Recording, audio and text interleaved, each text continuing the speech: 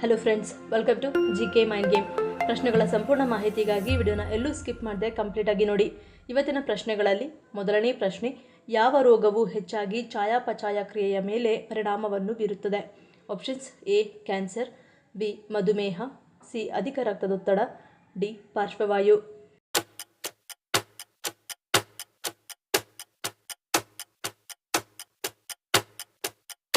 ಸರಿಯಾದ ಉತ್ತರ option A cancer. ಇತ್ತೀಚಿನ ದಿನಗಳಲ್ಲಿ ಥೈರಾಯ್ಡ್ ಕ್ಯಾನ್ಸರ್ ಪ್ರಕರಣಗಳು ಹೆಚ್ಚುತ್ತಿವೆ. ಈ ರೋಗವು ಹೆಚ್ಚಾಗಿ ಚಯಾಪಚಯ ಕ್ರಿಯೆಯ ಮೇಲೆ ಪರಿಣಾಮವನ್ನು ಬೀರುತ್ತದೆ. ಇನ್ನು ಥೈರಾಯ್ಡ್ ಕ್ಯಾನ್ಸರ್ಗಳಲ್ಲಿ ಹಲವು ವಿಧಗಳಿವೆ. ಅದರಲ್ಲೊಂದು ಪ್ಯಾಪಿಲರಿ ಥೈರಾಯ್ಡ್ ಕ್ಯಾನ್ಸರ್. ಇದು ಅತ್ಯಂತ ಸಾಮಾನ್ಯವಾದ ಕ್ಯಾನ್ಸರ್ ವಿಧವಾಗಿದ್ದು, ಇದು ನಿಧಾನವಾಗಿ ದೇಹದಾದ್ಯಂತ ಹರಡುತ್ತದೆ.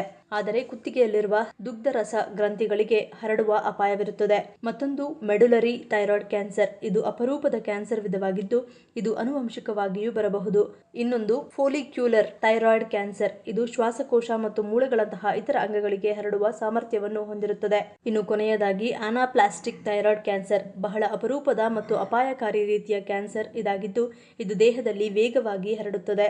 ಇಂತಹ ಕ್ಯಾನ್ಸರ್ಗಳ ಕೆಲವು ಸಾಮಾನ್ಯ ಲಕ್ಷಣಗಳೆಂದರೆ ಕುತ್ತಿಗೆಯಲ್ಲಿ ಊತ ಅಥವಾ ಗಡ್ಡೆ, ಉಸಿರಾಟದ ಸಮಸ್ಯೆ, ಆಗಾಗ್ಗೆ ಗಂಟಲು ನೋವು, ಕಿರಿಕಿರಿ, ಆಯಾಸ, ತೂಕ ನಷ್ಟ, ಆಗಾಗ್ಗೆ ವಾಕರಿಕೆ ಮತ್ತು ವಾಂತಿ ಬರುವುದು.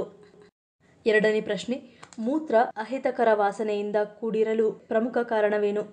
ಆಪ್ಷನ್ಸ್: ಎ ನಿರ್ಜಲೀಕರಣ, ಬಿ ಕಿಡ್ನಿ ಸ್ಟೋನ್, ಸಿ ಮಧುಮೇಹ, ಡಿ ಮೇಲಿನ ಎಲ್ಲವೂ.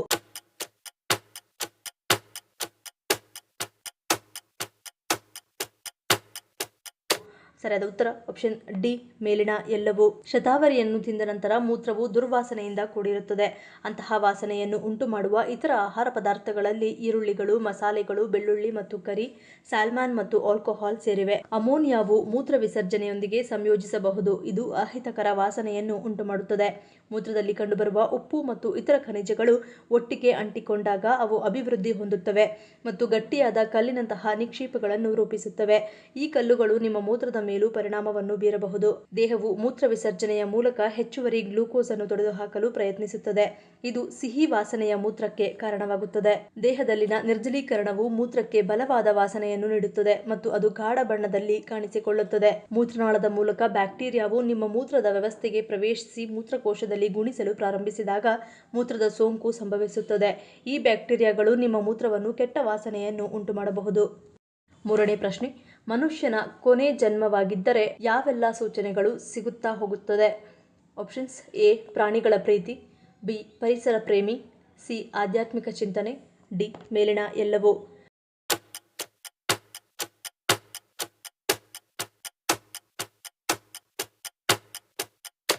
ಸರಿಯಾದ ಉತ್ತರ ಆಪ್ಷನ್ ಡಿ ಮೇಲಿನ ಎಲ್ಲವೂ. ಮೊದಲನೆಯದಾಗಿ, ಪ್ರಾಣಿಗಳು ನಿಮ್ಮನ್ನು ಪ್ರೀತಿಸಲು ಪ್ರಾರಂಭಿಸುತ್ತದೆ. ಅದು ನಿಮ್ಮ ಮನೆಯ ಸಾಕು ಪ್ರಾಣಿ ಕೂಡ ಆಗಿರಬಹುದು. ಹಾಗೆಯೇ ಬೇರೆ ಮನೆಯ ಅಥವಾ ಅಪರಿಚಿತ ಪ್ರಾಣಿ ಆದರೂ ಈ ರೀತಿಯ ಅನುಭವ ಆಗುತ್ತದೆ. ಎರಡನೆಯದಾಗಿ, ಮೋಕ್ಷಕ್ಕೆ ಹತ್ತಿರವಿರುವ ವ್ಯಕ್ತಿ ಕೆಲವು ವಸ್ತುಗಳನ್ನು ಇಷ್ಟಪಡುವುದಿಲ್ಲ. ನಿಮ್ಮ ಮನೆಯಲ್ಲಿರುವ ಟಿವಿ ಆಗಿರಬಹುದು, ಮೊಬೈಲ್ ಅಥವಾ ಫೋನ್ ಆಗಿರಬಹುದು. ಇವುಗಳಿಂದ ದೂರ ಇರುವುದಕ್ಕೆ ಹೆಚ್ಚೆಚ್ಚು ಬಯಸುತ್ತಾರೆ. ಬದಲಿಗೆ ಇವರು ಪರಿಸರವನ್ನು ಹೆಚ್ಚು ಇಷ್ಟಪಡುತ್ತಾರೆ. ನಮ್ಮ ಸುತ್ತಲಿನ ಪರಿಸರದಲ್ಲಿರುವ ದೇವರು ಸೃಷ್ಟಿಸಿದ ವಸ್ತುಗಳನ್ನು ಇಷ್ಟಪಡಲು ಪ್ರಾರಂಭಿಸುತ್ತಾರೆ. ಮೋಕ್ಷ ಹೊಂದಲು ಹತ್ತಿರವಾಗುತ್ತಿದ್ದಂತೆ ಇವರಿಗೆ ದೇವರ ಮೇಲೆ ಅಪಾರ ಭಕ್ತಿ ಬರುತ್ತದೆ.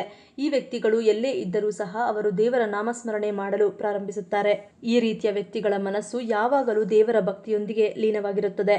ಹಾಗೆಯೇ ಮೋಕ್ಷ ಹೊಂದಲು ಸಮೀಪಿಸುತ್ತಿರುವ ವ್ಯಕ್ತಿಗಳು ಸುಖವಾಗಲಿ ದುಃಖವಾಗಲಿ ಎಲ್ಲವನ್ನೂ ಸಮಾನಾಗಿ ಸ್ವೀಕರಿಸುತ್ತಾರೆ. ಇವರು ಯಾರನ್ನು ಶತ್ರುವನ್ನಾಗಿಸಿ ಮಾಡಿಕೊಳ್ಳಲು ಬಯಸುವುದಿಲ್ಲ. ಹಾಗೆಯೇ ಯಾರನ್ನು ದ್ವೇಷಿಸುವುದೂ ಇಲ್ಲ. ಮತ್ತೊಂದು ವಿಚಿತ್ರವೆಂದರೆ ಇವರು ಯಾರನ್ನು ಹೆಚ್ಚು ಪ್ರೀತಿಸಲು ಹೋಗುವುದಿಲ್ಲ. ನಾಲ್ಕನೇ ಪ್ರಶ್ನೆ, ಭಾರತದ ಮೊದಲ ಖಾಸಗಿ ಚಿನ್ನದ ಗಣಿಯನ್ನು ಭಾರತದ ಯಾವ ಜಿಲ್ಲೆಯಲ್ಲಿ ಸ್ಥಾಪಿಸಲಾಗುತ್ತಿದೆ? Options: A Kolar, B Kurnool, C Visakhapatnam, D Coimbatore.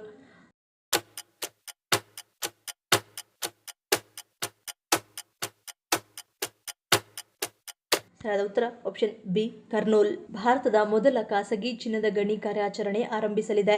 ಸದ್ಯ ಭಾರತದಲ್ಲಿರುವ ಎಲ್ಲ ಚಿನ್ನದ ಗಣಿಗಳು ಸರ್ಕಾರದ ನಿಯಂತ್ರಣದಲ್ಲಿದ್ದು, ಸರ್ಕಾರಿ ಕಂಪನಿಗಳಿಂದ ಗಣಿಗಾರಿಕೆ ಮಾಡಲ್ಪಡುತ್ತಿವೆ. ಇದರ ನಡುವೆ ಮೊದಲ ಖಾಸಗಿ ಚಿನ್ನದ ಗಣಿ ಆಂಧ್ರಪ್ರದೇಶದ ಕರ್ನೂಲ್ ಜಿಲ್ಲೆಯ ಜೊನ್ನಗಿರಿಯಲ್ಲಿ ಸ್ಥಾಪನೆಯಾಗಲಿದೆ. ಐದನೇ ಪ್ರಶ್ನೆ, ಯಾವ ದೇಶದ ಬುಡಕಟ್ಟು ಸಮುದಾಯದಲ್ಲಿ ಮದುವೆ ಮಾಡಿಕೊಂಡರೆ 3 ದಿನಗಳ ಕಾಲ ಮಲವಿಸರ್ಜನೆ ಮಾಡುವಂತಿಲ್ಲ?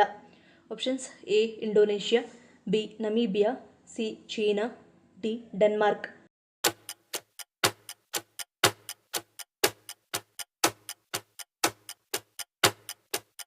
ಸರಿಯಾದ ಉತ್ತರ ಆಪ್ಷನ್ ಎ ಇಂಡೋನೇಷ್ಯಾ. ಇಂಡೋನೇಷ್ಯಾದ ಬೋರ್ನಿಯೋ ಪ್ರದೇಶ ಮತ್ತು ಮಲೇಷ್ಯಾದಲ್ಲಿ ವ್ಯಾಪಿಸಿರುವ ಟಿಡೋಂಗ್ ಬುಡಕಟ್ಟು ಜನಾಂಗ ಇಂತಹ ವಿಚಿತ್ರವಾದ ಆಚರಣೆಯನ್ನು ಇಂದಿಗೂ ಪಾಲಿಸುತ್ತದೆ. ಟಿಡೋಂಗ್ ಬುಡಕಟ್ಟಿಗೆ ವಿವಾಹವು ಅತ್ಯಂತ ಪವಿತ್ರವಾದ ಸಮಾರಂಭವಾಗಿದೆ. ವಿವಾಹದ ನಂತರದ ಮೊದಲ 3 ದಿನಗಳು ಮಲಮೂತ್ರ ವಿಸರ್ಜನೆ ಮಾಡಬಾರದು. ಹಾಗೆ ಮಾಡಿದರೆ ಅದು ವಿವಾಹದ ಪಾವಿತ್ರತೆಯ ಮೇಲೆ ಪರಿಣಾಮವನ್ನು ಬೀರುತ್ತದೆ ಎಂದು ಅವರು ನಂಬುತ್ತಾರೆ. ವಿವಾಹದ ಪಾವಿತ್ರತೆಯನ್ನು ಕಾಪಾಡಿಕೊಳ್ಳಲು ನವದಂಪತಿಗಳು 3 ದಿನಗಳವರೆಗೆ ಶೌಚಾಲಯವನ್ನು ಬಳಸುವುದನ್ನು ಬುಡಕಟ್ಟು ಆಚರಣೆಯ ಪ್ರಕಾರ ನಿಷೇಧಿಸಲಾಗಿದೆ. ಯಾರಾದರೂ ಹಾಗೆ ಮಾಡಿದರೆ ಅದು ಅಶುಭವೆಂದು ಪರಿಗಣಿಸಲಾಗುತ್ತದೆ. ದುಷ್ಟಶಕ್ತಿಗಳಿಂದ ಮತ್ತು ದುಷ್ಟ ಆಲೋಚನೆಗಳಿಂದ ವಧುವರರನ್ನು ರಕ್ಷಿಸುವ ನಂಬಿಕೆಯು ಈ ಆಚರಣೆಗೆ ಸಂಬಂಧಿಸಿದೆ. 6ನೇ ಪ್ರಶ್ನೆ, ತಲೆ ಕೂದಲ ಉತ್ತಮ ಬೆಳವಣಿಗೆಗೆ ರಕ್ತ ಪರಿಚಲನೆಯನ್ನು ಉತ್ತೇಜಿಸಲು ಯಾವುದು ಉತ್ತಮವಾಗಿದೆ? ಆಪ್ಷನ್ಸ್ ಎ ಅಲೋವೆರಾ, ಬಿ ಪೇರಳೆ ಎಲೆ, ಸಿ ಮೆಂತೆಕಾಳು, ಡಿ ಮದರಂಗಿ.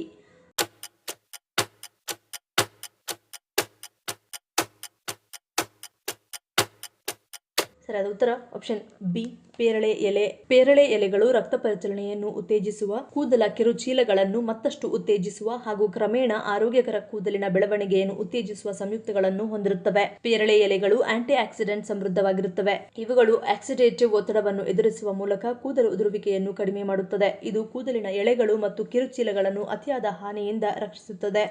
ಪೇರಳೆ ಎಲೆಗಳಲ್ಲಿರುವ ಪೋಷಕಾಂಶಗಳು ನೆತ್ತಿಗೆ ಅಗತ್ಯವಾದ ಪೋಷಣೆಯನ್ನು ಒದಗಿಸುತ್ತವೆ ಹಾಗೂ ಆರೋಗ್ಯಕರ ಮತ್ತು ಹೊಳೆಯುವ ತಲೆ ಕೂದಲನ್ನು ಪಡೆಯಲು ಇದು ನೆರವಾಗುತ್ತದೆ. ಆಂಟಿಮೈಕ್ರೋಬಿಯಲ್ ಗುಣಲಕ್ಷಣಗಳನ್ನು ಹೊಂದಿರುವ ಪೇರಳೆ ಎಲೆಗಳು ತಲೆಹೊಟ್ಟು ನಿಯಂತ್ರಿಸಲು ಸಹಾಯಕ. ಇದು ನೆತ್ತಿಯನ್ನು ತೇವಗೊಳಿಸುತ್ತವೆ ಮತ್ತು ಫ್ಲೇಕ್ ಮುಕ್ತವಾಗಿರಿಸಲು ನೆರವಾಗುತ್ತವೆ. 7ನೇ ಪ್ರಶ್ನೆ, ಯಾವ ರೀತಿಯ ಕನಸು ಬಂದರೆ ನಿಮ್ಮ ಬದುಕಿನಲ್ಲಿ ಹಣದ ಮಳೆ ಸುರಿಯುತ್ತದೆ ಎನ್ನುವುದನ್ನು ಸೂಚಿಸುತ್ತದೆ? ಆಪ್ಷನ್ಸ್ ಎ ಹಿರಿಯರು, ಬಿ ಹಾವುಗಳು, ಸಿ ಪರಿಸರ, ಡಿ ಶಂಖ ಮೊಳಗುತ್ತಿರುವುದು.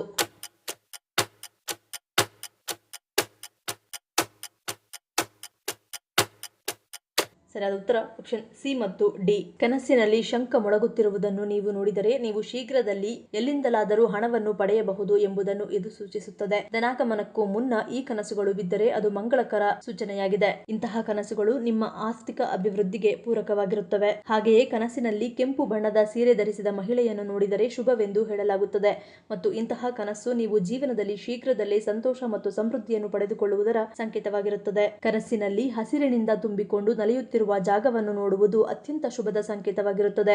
ಈ ಕನಸು ನೀವು ಶೀಘ್ರದಲ್ಲಿ ಶುಭ ಸಂಕೇತವನ್ನು ಪಡೆಯಬಹುದು ಎಂದು ಹೇಳುತ್ತದೆ. ಇನ್ನು ಕನಸಿನಲ್ಲಿ ಮೀನನ್ನು ನೋಡಿದರೆ ನೀವು ಒಳ್ಳೆಯ ಸುದ್ದಿಯನ್ನು ಪಡೆಯಲಿದ್ದೀರಿ ಎಂದರ್ಥ.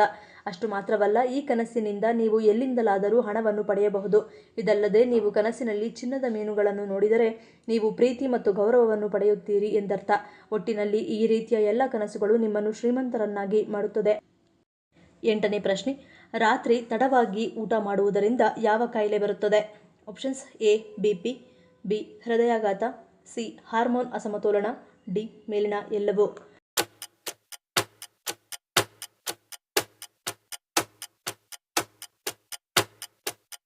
ಸರಿಯಾದ ಉತ್ತರ ಆಪ್ಷನ್ ಡಿ ಮೇಲಿನ ಎಲ್ಲವೂ. ಇತ್ತೀಚಿನ ದಿನಗಳಲ್ಲಿ ಬದಲಾಗುತ್ತಿರುವ ನಮ್ಮ ಜೀವನ ಶೈಲಿ, ಕೆಲಸದ ಒತ್ತಡದಿಂದಾಗಿ ಅನೇಕರು ಊಟಕ್ಕೆ ಸರಿಯಾದ ಸಮಯ ನೀಡಲು ಸಾಧ್ಯವಾಗುತ್ತಿಲ್ಲ.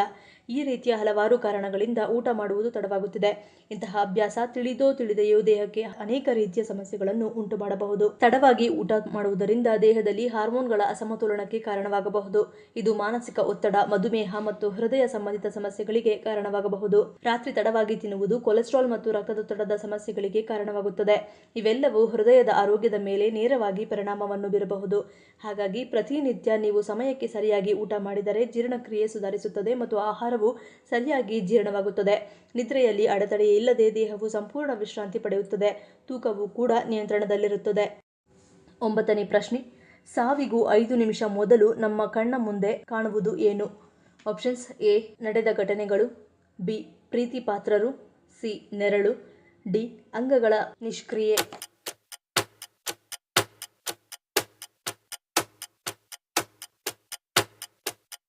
ಸರಿಯಾದ ಉತ್ತರ ಆಪ್ಷನ್ ಎ ನಡೆದ ಘಟನೆಗಳು.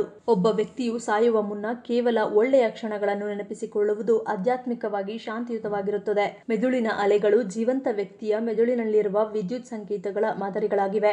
ಈ ಅಲೆಗಳು ನೆನಪಿಗೆ ಸಂಬಂಧಿಸಿವೆ. ಅದು ಮೆದುಳಿನ ವಿವಿಧ ಕಾರ್ಯಗಳು ಮತ್ತು ಪ್ರಜ್ಞೆಯ ಸ್ಥಿತಿಗಳನ್ನು ಗುರುತಿಸುತ್ತದೆ. ಸಾವು ಸಮೀಪಿಸುತ್ತಿದ್ದಂತೆ ಮೆದುಳು ತನ್ನನ್ನು ತಾನು ಸಿದ್ಧಪಡಿಸಿಕೊಳ್ಳುತ್ತದೆ, ಜೀವನದ ಪ್ರಮುಖ ಘಟನೆಗಳನ್ನು ನೆನಪಿಸಿಕೊಳ್ಳುತ್ತದೆ. ಈ ಪ್ರಶ್ನೆಗಳಲ್ಲಿ ನೀವು ಎಷ್ಟು ಪ್ರಶ್ನೆಗಳಿಗೆ ಸರಿ ಉತ್ತರವನ್ನು ಕೊಟ್ಟರೆ ಅನ್ನೋದನ್ನು ಕಮೆಂಟ್ ಮಾಡಿ ತಿಳಿಸಿ. ಈ ವಿಡಿಯೋ ನಿಮ್ಗೆ ಇಷ್ಟ ಆಗಿದ್ರೆ ಮರಿದೇ ಲೈಕ್ ಮಾಡಿ, ಶೇರ್ ಮಾಡಿ, ಸಬ್ಸ್ಕ್ರೈಬ್ ಮಾಡಿ.